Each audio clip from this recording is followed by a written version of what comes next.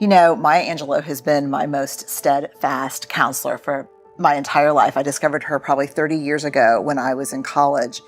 And I lean into her work. You know how when you find those people that just are unsparing and honest in their work, but they also bring you joy and comfort? She's that for me.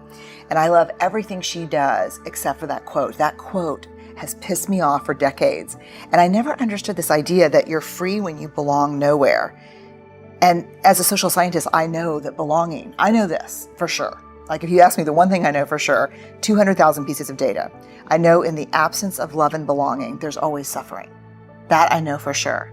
So this quote from her about belonging everywhere, which is really nowhere, is what sets us free, was so troubling to me.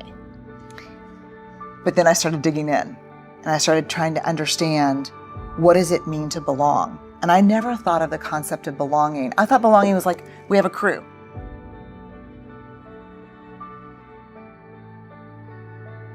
And belonging is something you kind of negotiate with external groups of people, but it's not. What I found very quickly is the rest of that actual quote is part of an interview that she did, where she ended up with Bill Moyers, where she ends up saying, he ends up pushing a little bit on and saying, so are you saying that you belong nowhere and to no one? And she said, I belong to Maya.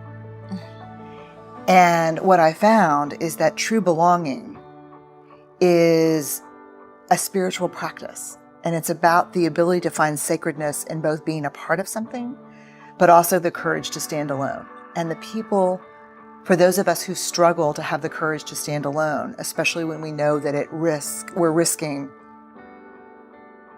that sense of being a part of something because we disagree. Yes. Because we have a different opinion, because we love something different. That's the mark of true belonging, to be able to say, yes, I am a part of something bigger, but I also will stand alone when I need to. You belong everywhere and nowhere, and that is liberation.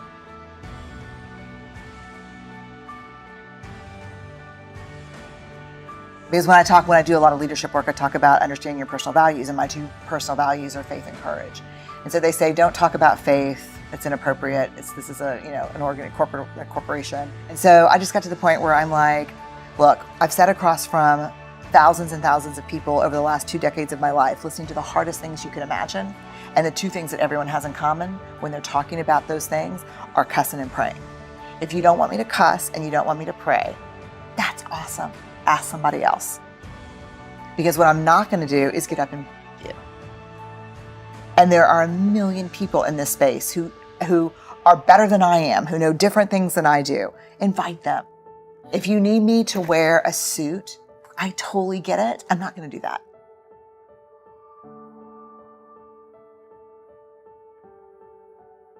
When I speak in public, I don't get up there to talk from my Brooks Brothers self to your Brooks Brothers self. I get up there, and when I walk on the stage, I'm going to talk about things that 90% of the people in the audience have never thought about, talked about, and are scared to listen to.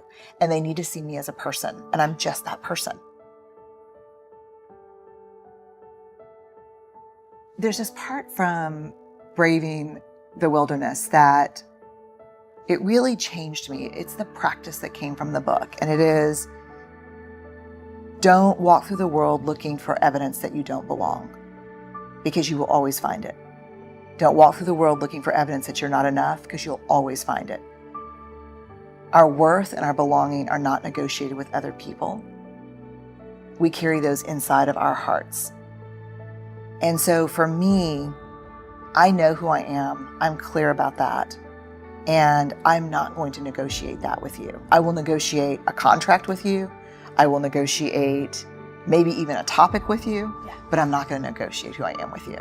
Because then, and this is, I think, the heart of the book, then I may fit in for you, but I no longer belong to myself.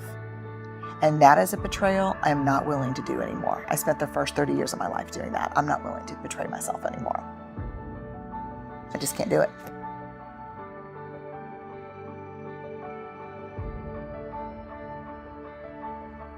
So braving is all about trust. And so probably 3 or 4 years ago, in a lot of my leadership work, I probably, and this is something people don't know about me, I probably spend 90% of my time inside big organizations working with C-suite teams. That's what I do most of the time.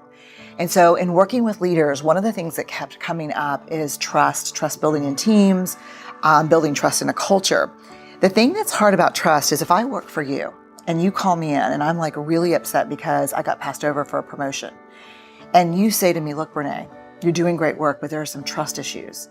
The minute you say anything that I can perceive as I am no longer trustworthy or you don't trust me, we go completely limbic. We go completely out of listening with our prefrontal cortex to listening, to fight, flight, freeze, defend, because our trust is our integrity. It's who we are. So I kept wondering, when we talk about trust, what are we actually talking about? So we dug into the data to figure out what is trust? What do we mean when we say trust? And what I found are there are 7 elements that we're talking about when we talk about trust. And these are observable and measurable. These are what we can talk about with each other. So braving is the acronym we use. B is boundaries. You set boundaries. When you don't know what they are, you ask. You're clear about what's okay and not okay, which is, as you know, so hard for people. Boundaries are really hard. Reliability is the R. You do what you say and you say what you do. The big hard thing about reliability is you're not hustling for worthiness, so you're not completely overcommitting and not delivering. That's the reliability issue. A is accountability. You don't back channel and blame. You hold people accountable in a straightforward way. V, which I think is really interesting, is the vault. What people don't understand about the vault that's really interesting to me too is that you call me in and you say, I don't understand why I got the position. You say, look, we've got some trust issues that we need to work through specifically. I want to talk about confidentiality in the vault. And I look at you like, Marie, I have never shared a single thing that you have told me in the 10 years we've known each other. And you look back at me and say, yes, but you come in here on a regular basis and share things with me that are not yours to share. It's the other side of confidentiality. It is not only do you not talk out of school between us, you don't come in here and say, hey, look, I know what's going on with John, blah, blah, or this is what's happening with, So, because when I do that, and I do that to get connection with you, I do that as a bid for connection. Let me tell you what's going on that you don't know about. Yeah. But when I walk out of the office, you trust me less because I'm using stories that are not mine as currency. So we've got the vault. Then we go to I, integrity, which is choosing courage over comfort, practicing your values. And this is a big one. And I think we have this in common. And I love this about you. It's choosing what's right over what's fun, fast, and easy. We have a culture of fun, fast, and easy. We have a culture of people who don't do discomfort. I've never achieved a single thing in my career or life comfortably. And then we go to N for non-judgment. You can ask for help without feeling judged, and I can ask for help without judging myself. And then generosity, which I think is probably the biggest, hardest one for me sometimes, which is when something happens, I assume positive intent.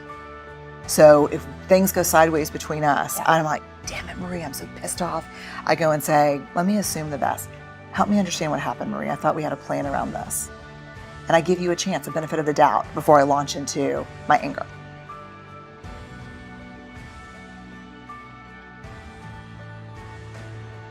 That's human nature. That's wiring.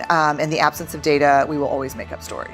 And so I think for braving the wilderness, the whole idea of the wilderness being those times when we stand alone and those times when we go out on a limb, the times we walk away from what we know, our ideological bunkers and our beliefs, braving is the tool to help us manage the wilderness.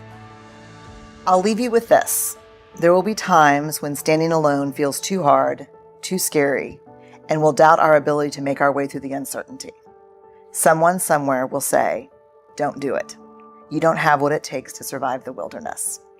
This is when you reach deep into your wild heart and remind yourself, I am the wilderness.